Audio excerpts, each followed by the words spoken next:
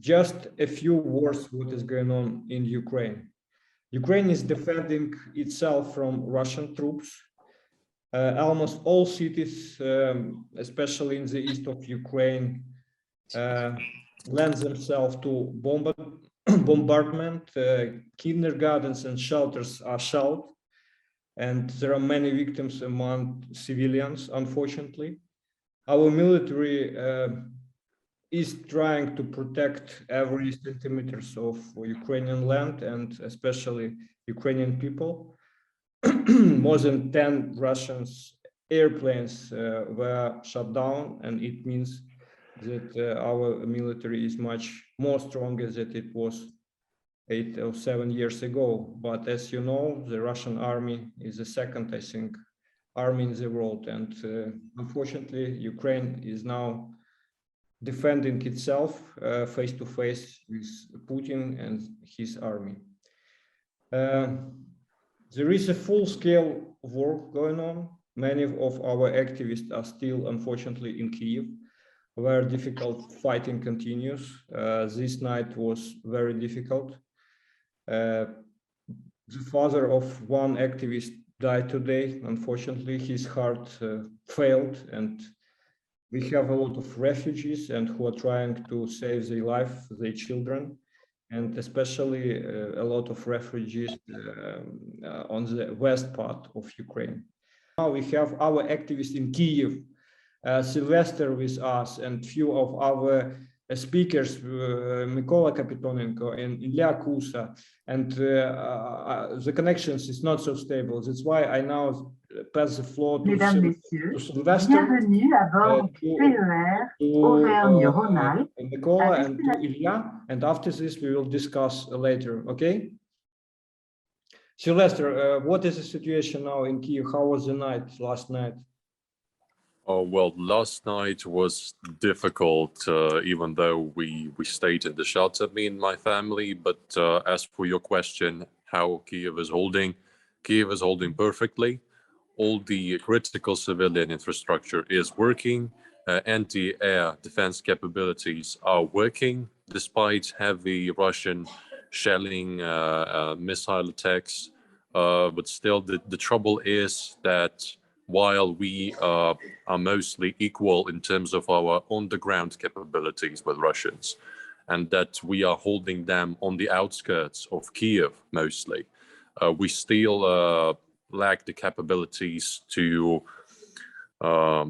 equal ourselves in terms of airstrikes, air capabilities. That is, their attack aviation is much more capable than ours is, and if at some point in time they are able to decimate our anti-air and anti-missile capabilities, that could result in heavy damage to civilian infrastructure and consequently to moods among the public. So our army is very vociferously fighting, but if civilians are heavily not only wounded, but their everyday needs are not ensured by the city administration, that is going to result in heavy casualties amongst civilians. Thank you to all of you. I was hearing the sounds of air raid alerts as well. I was listening to Sylvester and also planes flying here. So, but I agree generally with Sylvester's assessment that situation is stable in Kyiv, although this night probably was a critical one. As far as I know, the plans the Russians initially had have not been fulfilled, and they have made a lot of mistakes. Generally speaking, the whole idea of attacking Ukraine was a huge strategic miscalculation. Very few people believed that it was possible because of a huge risk and price Russia was facing. But nevertheless, this decision has been taken, and this has created a new reality not only for Ukraine and not only for Russia, but also for the whole European security system. And it is very promising that the international landscape is transforming a little bit. Social Democrats, we have been in context with the social democrats in different countries, mostly in Germany, of course. And I know how tough negotiators they can be, and especially in what regarded the views on Russian-Ukrainian relations and the conflict in Donbass and the ways it could be resolved. But I think that after the 24th of February, we are all living in an absolutely new reality.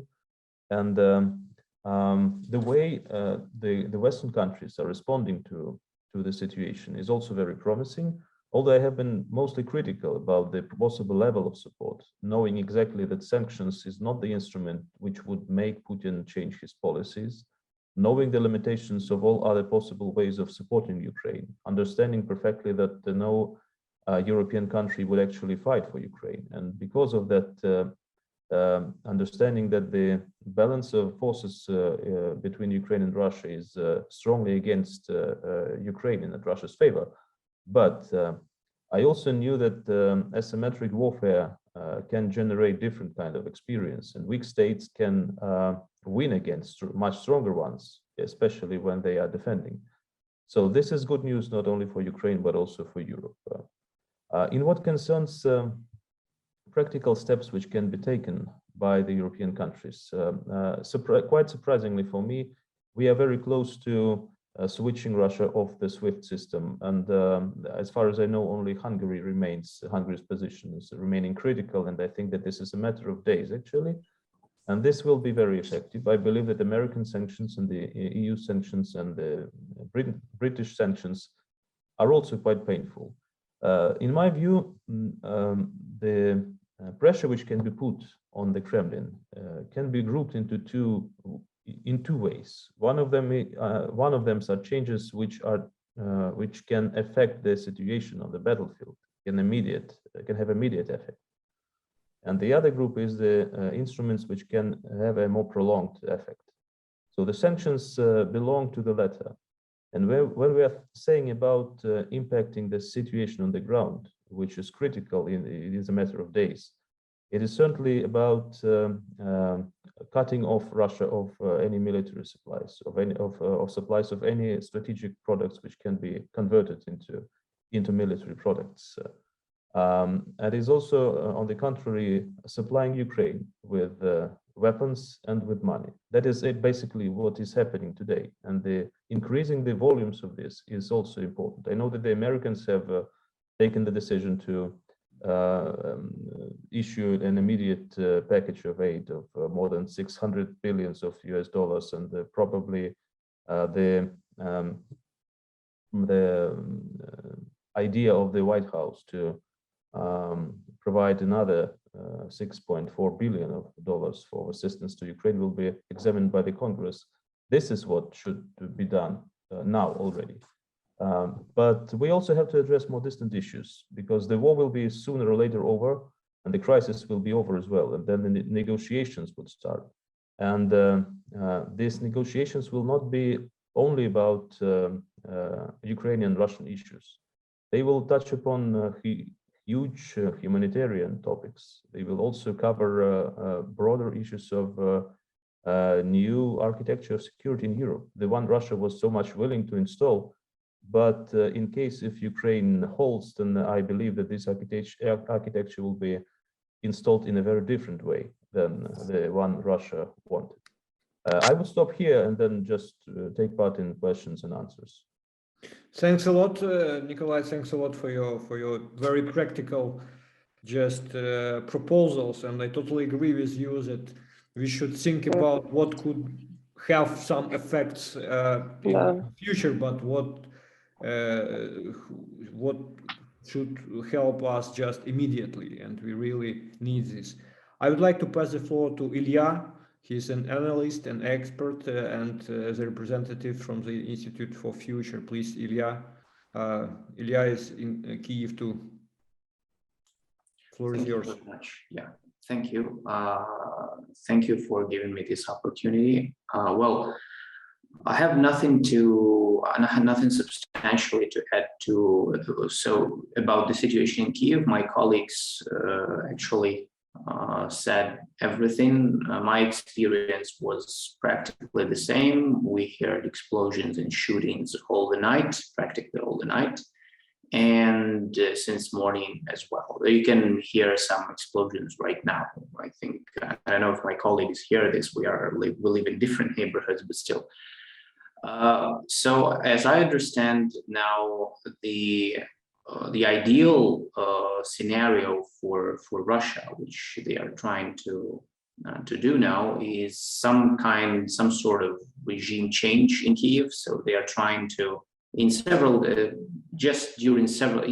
days, to install some kind of new puppet government by not taking, wholly taking Kyiv, but at least by either forcing President Zelensky and his government into uneven negotiations, or by storming the center of Kyiv, which they actually attempted to do yesterday and this morning. So I think now, with the situation unfolding, I can say that, of course, the Ukrainian armed forces were capable to hold their positions. So this plan is now unlikely to be realized by Russia. So I think they will go for the so-called Plan B, which I think is to try at least to capture territories in southern and eastern regions of Ukraine.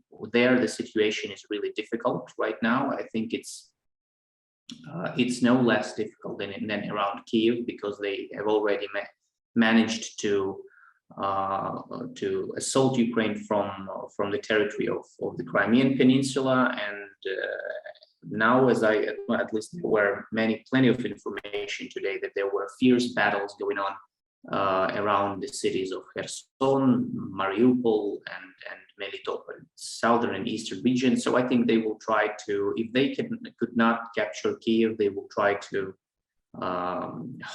cement their success there. So in near Donbass, and so that to expand the territory of the occupied territories, as actually Peskov, I think Putin's press secretary, said yesterday. So I think this is what they will try to do. For Ukraine, it is very essential, of course, to hold, for the armed forces to hold their positions the longer they can. And of course, here, Western support is very important, so that we have time, we can buy time. And we believe that Russia cannot wage a very long war, because they also have limitations on their resources, especially now after very harsh sanctions were imposed. So I think it's just a matter of time, and whether the Ukrainian armed forces will be able to hold off and hold their positions for as long as they can. For now, I can say that, well, judging from the situation in Kyiv, I can say that they managed to do that. Now, for the sanctions, well, I would say that, of course, there are no illusions that financial and economic restrictions that were imposed yesterday and the day before would have an immediate effect on Russia. They will not. And well, they have a lagged effect, and I think we will see tangible implications, midterm and long-term implications of the Russian economy, in some time. So, of course, so this is another reason for us just to buy time and to hold Russian assault for now. So, because as I understand, Russia decided to go for their so-called Plan B when they were thinking what they can do with Ukraine. After the negotiations the Minsk negotiations failed, they decided to go for a military escalation. So the decision by Putin to recognize the so-called republics in the East on 21st of February was in its nature had the logic of military escalation. It was only the matter of question of what form will this escalation take. And now we see that actually.